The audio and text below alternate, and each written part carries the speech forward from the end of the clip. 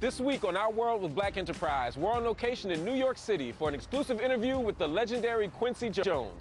That's what's going on in our world, starting now.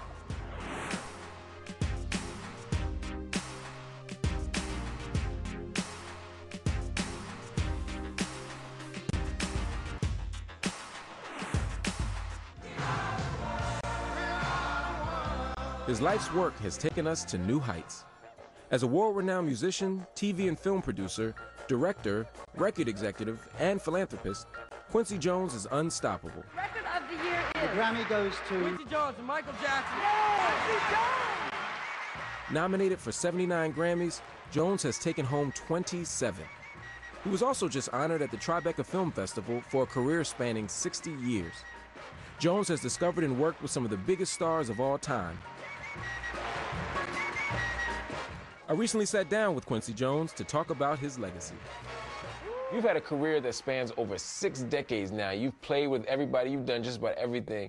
How'd you get here? I don't know. As they say in Chinese, ibu ibu, which means step by step. And that's what you do. You just one step at a time. And you couldn't, nobody in the world could predict what happened to my life. I couldn't predict it, man, of what happened to work with every idol I ever had from...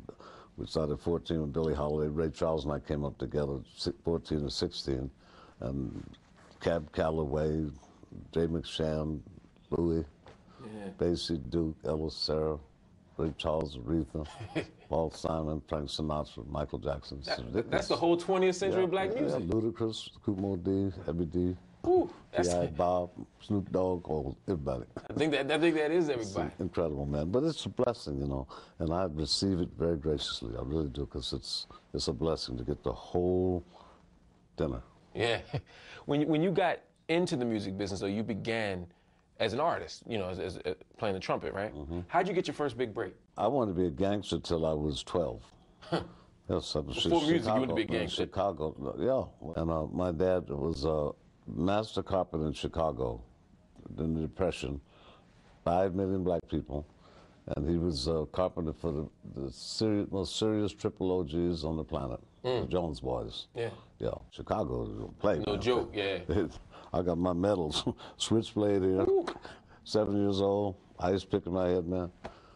Please. So what got you out of the gang life and into music? No, it's not that my father was busy all the time. My mother was put in a mental home, so he was never home to look out after us. You know, he was working, you know, and he was working with these guys.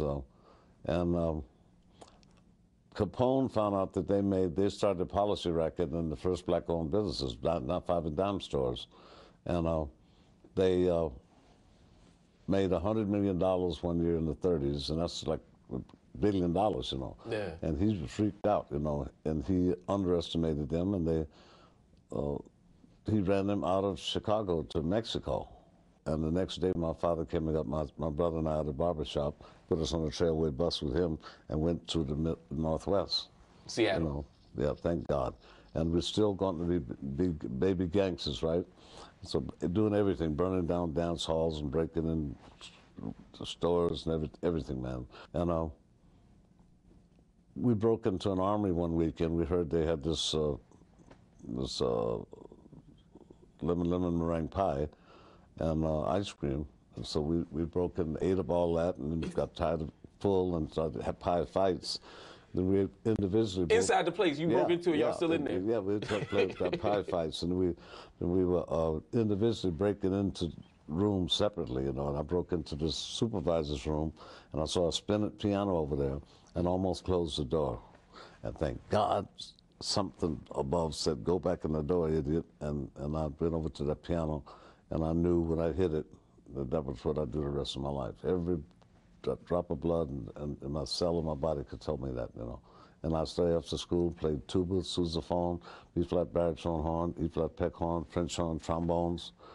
So I could be up front with the majorettes and the marching band. Because I really wanted to play trumpet, and I finally got to trumpet, you know. Most people don't have the ability to span that range the way you do. I mean, you do everything from jazz to symphony orchestras. Was that something that somebody mentored you to do? No. You, in a way, Ray did, because in Seattle during the 40s, you had to play everything, man, from schottisches and Jewish weddings and bar mitzvahs and schottisches and strippers and the black tubs, you know, and rhythm and blues. We played everything, man. That dance music and so on. And I'm glad of that. Sousa, Davy Sue, we played everything. And later on, the lady I went with, the greatest composition teacher on the planet, who was the mentor for Stravinsky and Aaron Copland and Leonard Bernstein. I studied with her in Paris, you know, for 5 years, and that's when I hooked it up, you know. And she said, there's only 12 notes. If you learn what everybody did with them, you know, until they send 13, you'll be okay. And that's why no genres ever bothered me, no matter whether it's big band, bebop, doo-wop, hip-hop, there's not a problem. It's hard to go anywhere without finding your imprint on it, whether it's television, music. I mean, you're everywhere. A long time, man. Did you imagine this? Did you imagine when you were playing that trumpet that you'd be everywhere? Not, absolutely not. And I've learned to, Art Linkletter used to live next door to me before he died, and he used to say to me all the time, Quincy, you want to make God laugh, tell him your plans. Because we have nothing to do with it. It's the divinity that's up. And I've always believed that our stuff, music, we're terminals for a higher power. I can feel it. They're using it to go through you, man. It's not all about you. That's why I get this curious about how you guys get all these egos, you know. Because the egos is this higher power coming through you. Yeah. You know. And I believe that. And as you go to your creativity with humility and your success with grace.